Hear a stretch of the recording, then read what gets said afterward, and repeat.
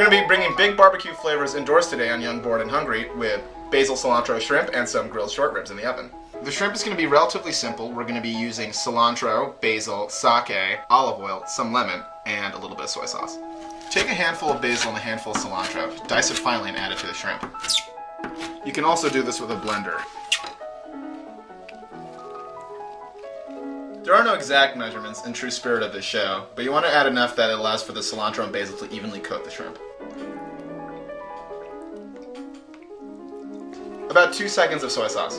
1, 2. Half a lemon, maybe a little more if you want more flavor. Well, I'm going to actually use a whole lemon because there is 2 pounds of shrimp in this. Go ahead and stir. Watch out if you're using whole shrimp because there are claws and pincers and all this other stuff that can prick you.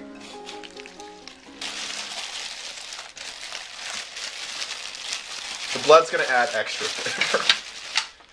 I got about 2 pounds of short ribs right here. You can always get more. Short ribs have a lot of bones in them. You kind of eat around it, so a lot of the weight will be, inedible. Now take some ginger to your personal flavor, preference, and dice it. Or use a grater if you have one. Now you're going to crack some pepper. Garlic powder, or real garlic. Brown sugar, it's going to help with the caramelizing. A Young, Bored, and Hungry favorite, cock sauce.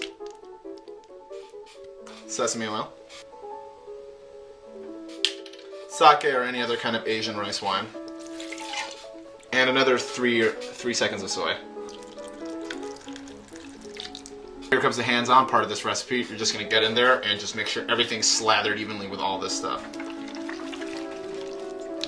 We're going to now broil these bad boys. Let's say about 5 minutes on each side, and you want to flip them over. I'm now going to flip it. It's been about 4 minutes. Ooh, these look sex.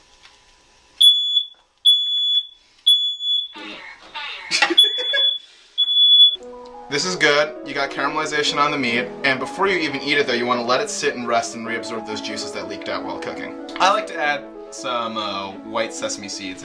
Toasted would be preferable, but I'm not going to do that. Now that the shrimp are done marinating, put a pan over medium-high heat and add a little bit of olive oil. When the pan's hot, add the shrimp.